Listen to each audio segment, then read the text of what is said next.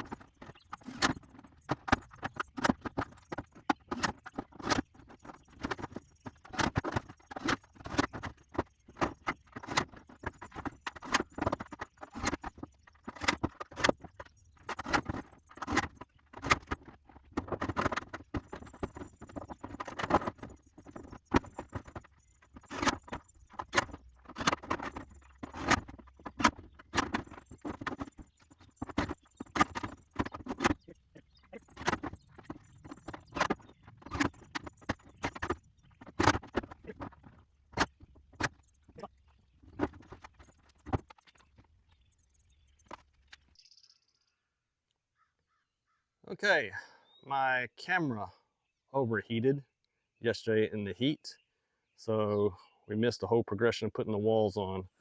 The walls are majority of the way done. I got to put an additional slat on the top edge. I have to rip the back there to make it fit, and on the sides I'm going to have to rip a slight angle, and it's going to have a slight gap towards the front.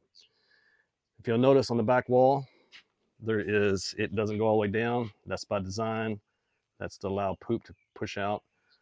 We left space in between to allow poop to fall out also.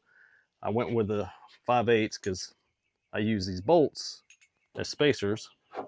Just drop them on both ends so that the board's up against it, so we would have even spacing all the way. And as you can see, I did the same thing on the back. Used 2 screws per board, 2-inch screws, decking screws. And we're about to get busy. And on the back, the tin that I used is recycled tin from old barn we tore down. And I thought I had 8-foot pieces, but I had 10-foot pieces.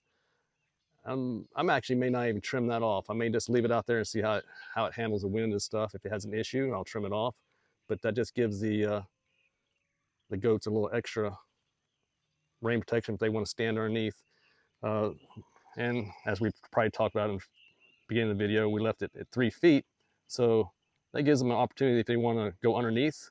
They can lay down underneath, they can graze, they can, if you have a dominant buck or dominant goats that won't allow them inside, you can have a little bit of separation. So we'll get busy. Next thing I'm gonna be working on, like I said, I'm gonna fill in the top slats best I can, and gonna work on a ramp.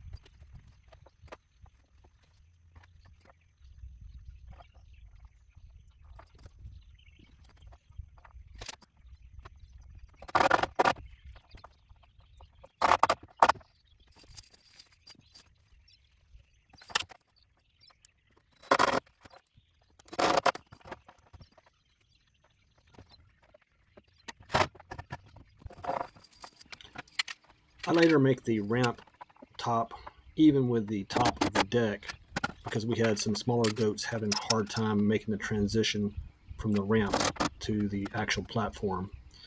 I also removed those long chains from the bottom of the ramp. They were just getting in the way, and it was also making it difficult for some of the goats when they were running through there. They would hang up on them.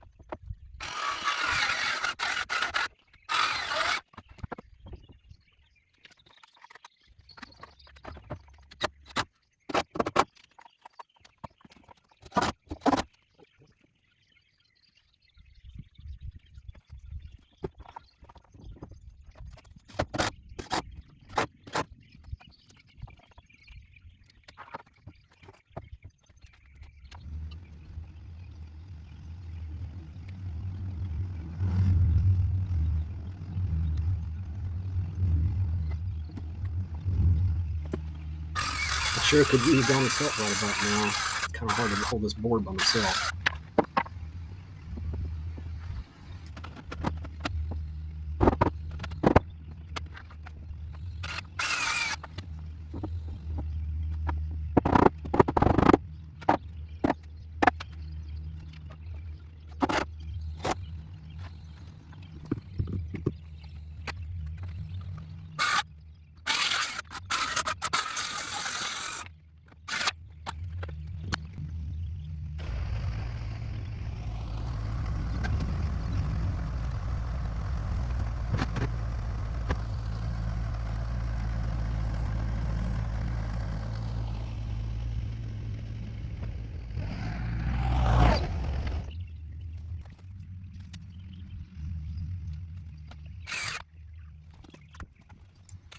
The board I'm adding now is to lock in my forks like you would on a pallet so the shed won't fall off my pallet forks on the tractor when I move it.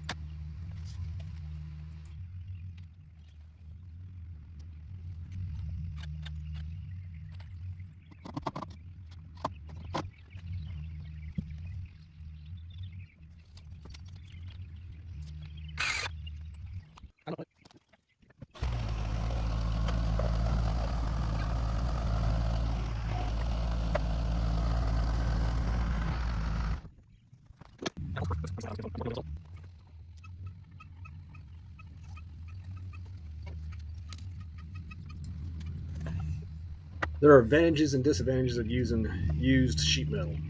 The obvious advantage is it's cheap. The disadvantage is a lot of times there's a lot of holes in it, so if you don't want it to leak, you're going to have to seal the holes. So that's what I'm doing now. I'm using some silicon base caulk to fill the holes.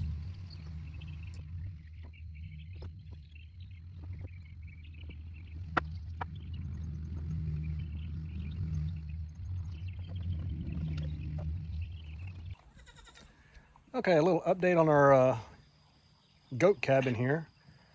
I have discovered a issue that needs to be addressed, and I'm going to let you know about it before you make the mistake that I did. So what I'm going to show you is the following. All right, when you put in your last board, make sure you don't leave this gap. I'm going to trim a board. I'm going to take this board out and retrim it where it comes all the way up to here, and I'll put a screw in right here. What happens is one of our little numbskulls likes to put his foot in here and slide it back here, and it gets trapped. And I'll ask Jeremy over here if he'll be our demonstration. I'll show you what happens.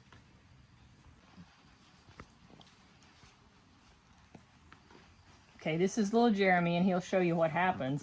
They've got a narrower point here in their leg, so one of them will step through, and then they end up sliding it back and getting it caught in the groove, and then they can't pull it back out like that. Now he's fighting and bringing him back out so he can get out of there. But that's what happens, and we had the same little goat do it twice today. He got it once in the front, and he got it once in the back. So Mac's gonna make that fix and get it all corrected so they don't get stuck again. Thanks, Donna. Thanks, Jeremy. He's a good boy. All right. That's what I meant to fill in the gap. Just cut your board so it comes around so you don't have that same kind of issue where you have a little puzzle and put their feet through. And that's my little safety tip.